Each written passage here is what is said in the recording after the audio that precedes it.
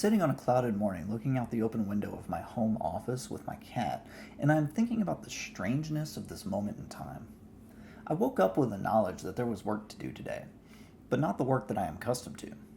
I am a teacher, so my days are normally filled with life.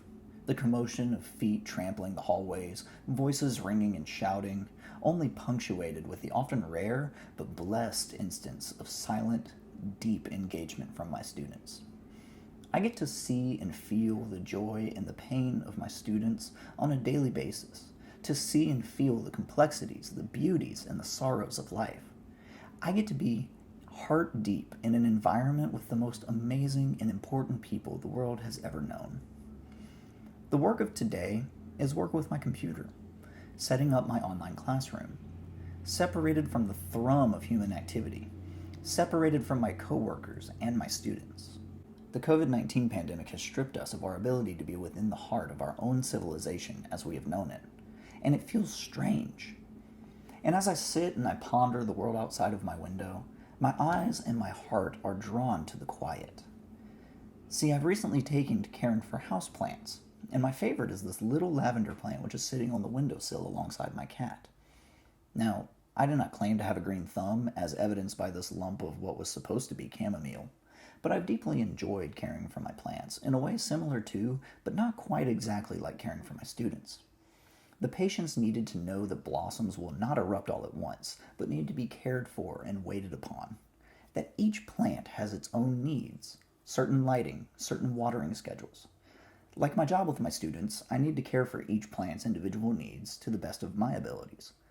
And knowing that they are cared for is the joy of the work. So when I'm feeling anxious about my job, about the future, or about the well being of my students, I look out the window at the trees, and I look at my plants. Being in such hard times as these, and thinking about the green life both outside the window and sitting on its sill, makes me recall a poem by Robert Frost entitled A Prayer in Spring. Oh, give us pleasure in the flowers today, and give us not to think so far away as the uncertain harvest. Keep us here, all simply in the springing of the year. Oh, give us pleasure in the orchard white, like nothing else by day, like ghosts by night. And make us happy in the happy bees, the swarm dilating round the perfect trees.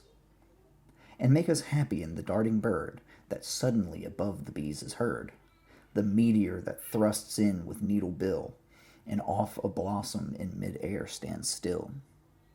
For this is love, and nothing else is love, the which it is reserved for God above, to sanctify to what far ends he will, but which it only needs that we fulfill.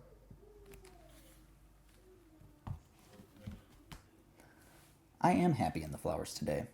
I can feel the life radiating off of this little plant every time I smell its fragrant leaves or watch it wave in the wind, and I'm able to know that even though we are in hard times, we can still enjoy the beauty of the world.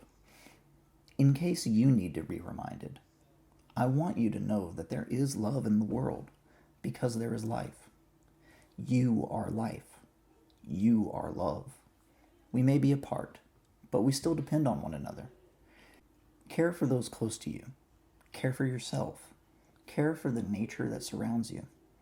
Try and be happy with the flowers, the birds, the blue sky, to feel the earth's silent song.